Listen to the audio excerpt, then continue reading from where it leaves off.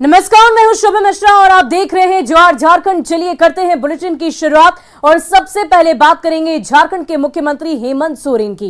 दरअसल वो दिल्ली में झारखंड की टूरिज्म पॉलिसी लॉन्च करने जा रहे हैं। इससे पर्यटन को तो बढ़ावा मिलेगा ही, निवेशकों को भी कई तरह की सहूलियतें मिलेंगी। इस पॉलिसी के जरिए खासतौर पर धार्मिक, पर्यावरण, साहसिक, कल्याण, ग्रामीण और खनन पर्यटन को बढ़ावा देने की उम्मीद की जा रही है।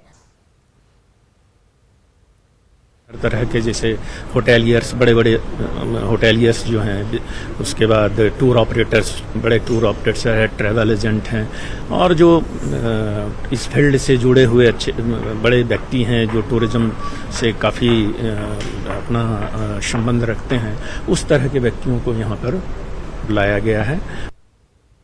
झारखंड टूरिज्म पॉलिसी 2021 लॉन्च होनी है दिल्ली में, इसी आईटीसी मौर्य होटल में। इसी मंच से थोड़ी देर बाद मुख्यमंत्री हेमंत सोरेन यहां से झारखंड टूरिज्म पॉलिसी 2021 लॉन्च करेंगे। झारखंड में टूरिज्म सेक्टर में किस तरह से निवेश को बढ़ावा दिया जाए, किस तरह से वहां पर और बेहतर तमाम सुविधा वहां पर दी जाए और टूरिस्ट को कैसे वहां पर आकर्षित किया जाए, टूरिज्म सेक्टर में कैसे झारखंड आगे बढ़े, इन तमाम मुद्दों को लेकर के यहाँ पर चर्चा होगी। कई इन्वेस्टमेंट भी यहाँ पर जो इन्वेस्टर्स यहाँ पर रहेंगे उनकी तरफ से भी यहाँ पर अपनी बात रखी जाएगी, मुख्यमंत्री के साथ चर्चा होगी।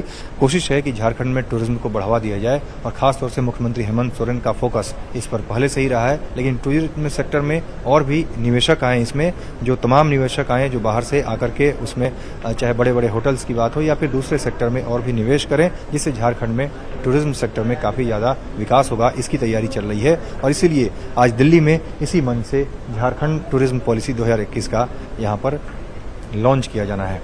कैमरामैन मुनमुन सिंह के साथ अमितेश सिंह, न्यूज 18 दिल्ली। और देखिए, इसी बीच बोकारो से आपको बड़ी खबर बता दी, जहां ठनका गिरने से 50 स्कूली बच्चे झुलस गए हैं। एक छात्र की हालत गंभीर बताई जा रही है, जिसे बीजीएच रेफर कर दिया गया है।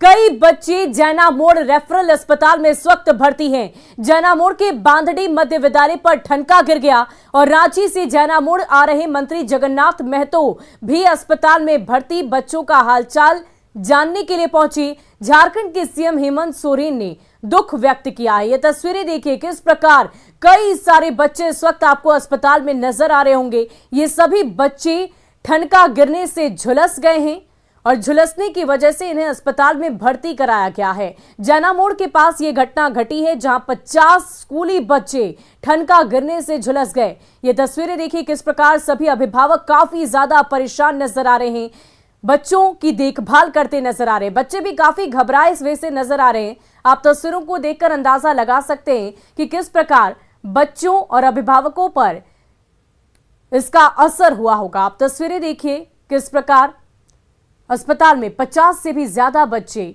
गंभीर हालत में वहां पर भर्ती कराए गए हैं। पानी बरस रही थी, उसी समय 10 मिनट के बाद बारिश के समय ही बिजली का कड़क हमारे 1 और 2 क्लास के बरामदा में महसूस किया गया। सही स्थिति बिल्कुल कंट्रोल में है और सारे बच्चे स्वस्थ हैं, कोई घबराने वाली बात नहीं है। ज़्यादातर बच्चे डरे हुए हैं। एक बच्चा कुछ लगा हम लोग को सीरियस, तो हम लोगों ने बीजीएच रेफर कर दिया है।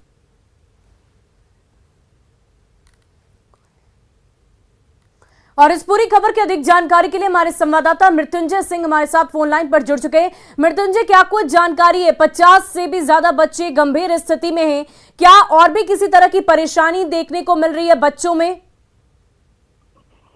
देखिए, मैं आपको बता दूं कि जो घटना है वो 12:30 बजे के करीब है, जो बूंदा के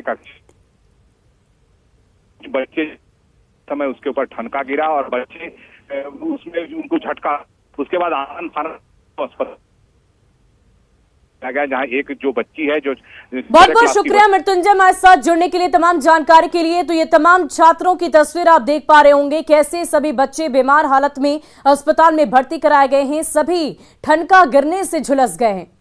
और राजधानी रांची में नामकुम के जमीन टोला में डायन के आरोप में एक महिला की हत्या कर दी। महिला ने धारदार हथियार से हमला कर उसकी जान ले ली। घटना के बारे में यह बताया जा रहा है कि मृतक महिला घर के बाद बर्तन धोने के लिए निकली थी और इसी दौरान गांव की सीमा देवी ने धारदार हथियार से गले पर ही हमला कर दिया, जिससे घटनास्थल पर उसकी मौत हो गई। महिला की हत्या का आरोप उसकी देवरानी पर ही लगा है। बताया जा रहा है कि डायन बिसाही को लेकर दोनों के बीच विवाद पहले से ही चला आ रहा था।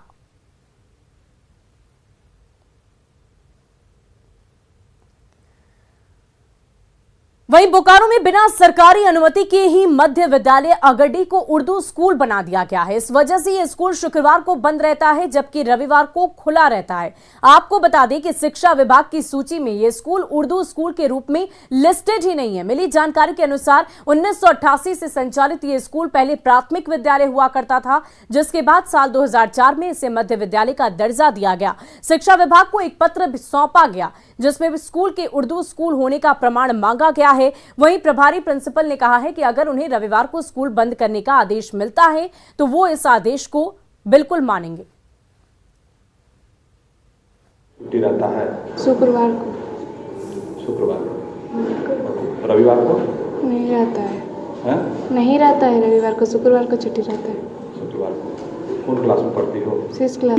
मार्गदर्शन के लिए हम लोग विभाग को जो है पेपर 19 तारीख को रिसीव करवा चुके हैं, दे चुके हैं। विभाग का जैसा निर्देश होगा वैसा किया जाएगा। अभी स्कूल में छुट्टी कब रहती है? अभी तो पिछले जो कल जो हम लोग शुक्रवार को ही छुट्टी रखे हैं। अब आने वाले में जैसा होगा वैसा किया जाएगा। हम खड़े हैं चास प्रखंड 3 के उत्क्रमित मध्य विद्यालय आगड्डी में। हम तस्वीर दिखाना चाहते हैं कि यह आगड्डी का जो उत्क्रमित मध्य विद्यालय है और इसमें उर्दू लिखा हुआ है, लेकिन सबसे बड़ी विडंबना यह है कि जो विभाग के पास इस स्कूल का उर्दू होने का कोई प्रमाण नहीं है, जबकि यह स्कूल 1988 से संचालित हो रहा है। तब यह विद्यालय जो था वो प्राथमिक विद्यालय था और 2008 में 4 में इसकी उत्क्रमित करके इसको मध्य विद्यालय कर दिया गया। लेकिन यहाँ जो प्रभारी प्रधानाध्यापक हैं उनका कहना है कि उनकी जो नियुक्ति है वो उर्दू स्कूल बोलकर यहाँ हुए थे, उर्दू के खुद टीचर हैं। लेकिन सबसे बड़ा सवाल ये है कि आखिर सरकारी कागजों में इस स्कूल का उर्दू में जिक्र क्यों नहीं है, क्योंकि विभाग से जो पत्र इस स्कूल को भेजा गया है उसमें यह उन्हें प्रमाणित करने के लिए कहा गया है कि यह स्कूल उर्दू नहीं है, आप इसका प्रमाण दीजिए। तो सबसे बड़ा सवाल है कि 88 से यह विद्यालय उर्दू के नाम पर कैसे चल रहा था। तो ये एक बड़ा जांच का विषय है और यह देखना होगा कि आखिर सरकार जो प्रशासन है इस पर क्या फैसला लेती है, क्योंकि यहाँ जो कुछ बच्चे जो हैं वो हिंदू बच्चे भी यहाँ पढ़ते हैं और यहाँ शुक्रवार को छुट्टी रहती है और रविवार को यह विद्यालय खुलता है। मृत्युंजय कुमार, न्यूज़ 18, बोकारो। और बोकारो में सामान्य स्कूल को आबादी के हिसाब से उर्दू स्कूल बना दिए जाने के मामले को लेकर शिक्षा विभाग की जांच लगातार जारी है। कसमार के कई स्कूलों पर कार्रवाई करते हुए उर्दू स्कूल से उसी सामान्य स्कूल में तब्दील कर दिया गया है और अब इन स्कूलों में शुक्रवार की जगह रविवार की छुट्टी होगी। वहीं चास प्रखंड के भर्रा में भी स्कूल को उर्दू से सामान्य बना दिया गया। जिला शिक्षा पदाधिकारी ने कहा कि जिले में 23 उर्दू स्कूल हैं और अगर इसके अलावे किसी और को दर्जा दिया गया तो उसकी जांच जारी है। साथ ही रिपोर्ट आने पर वैसे स्कूलों के प्रिंसिपल पर कार्रवाई की जाएगी।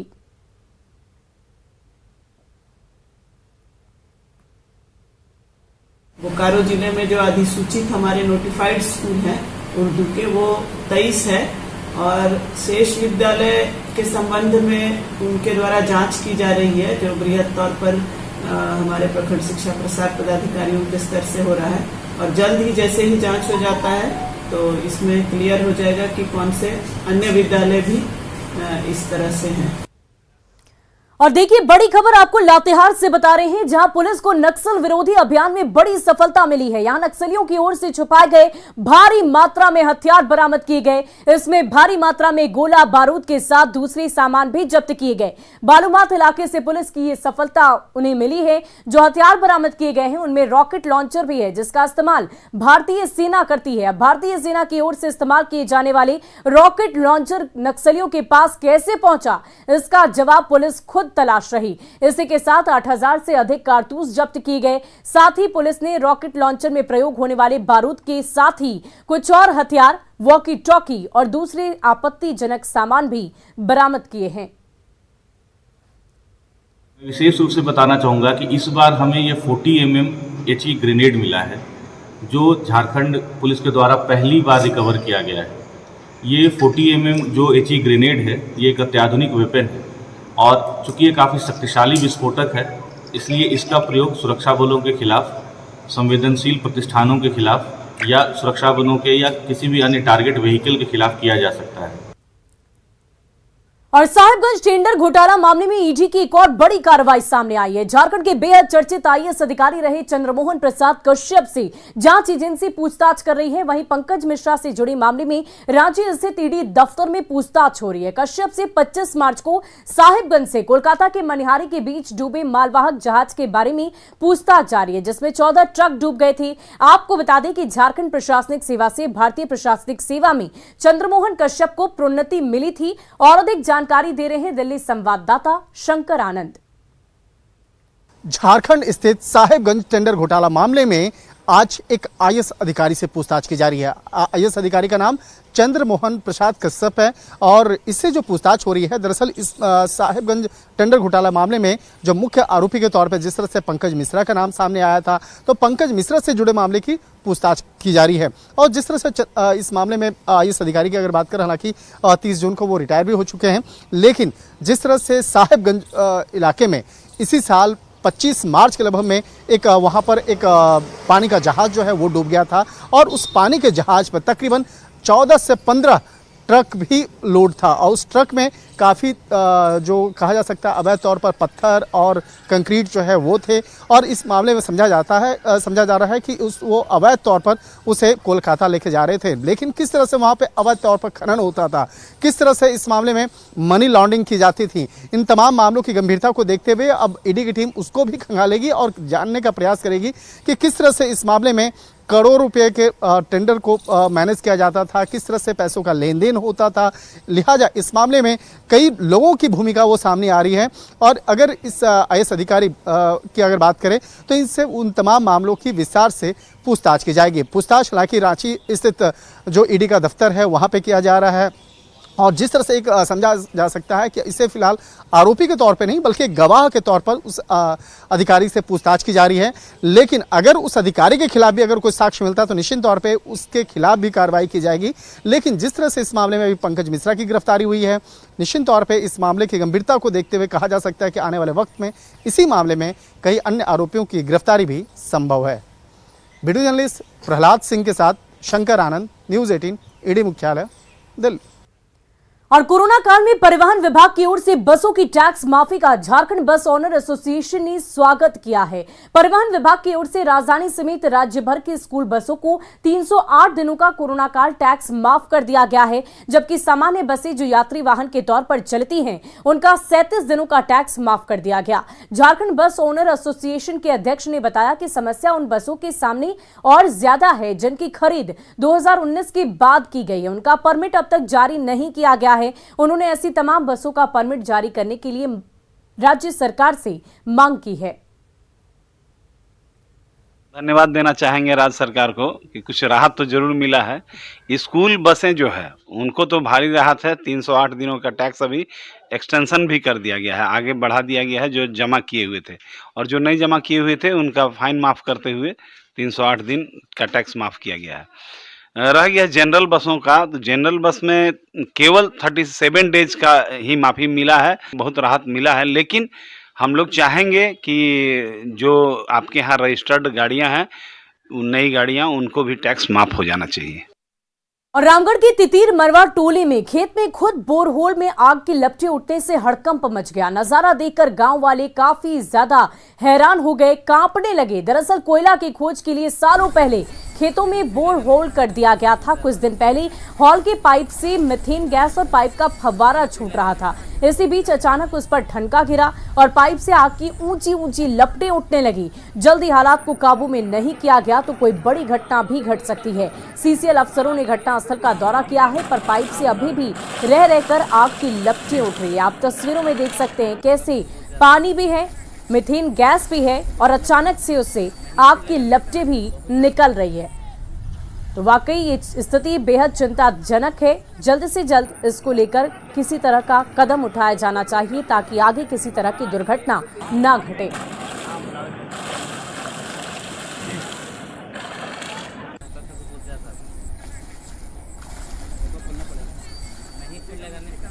इसके रिसाव के कारण यहाँ आग की लपटें निकल रही हैं। यहाँ कुछ देर पहले थंडरिंग के वजह से यहाँ आग पकड़ लिया चुका है और इसके वजह से यहाँ आसपास के इस गांव के निवासी भारी भयभीत हैं।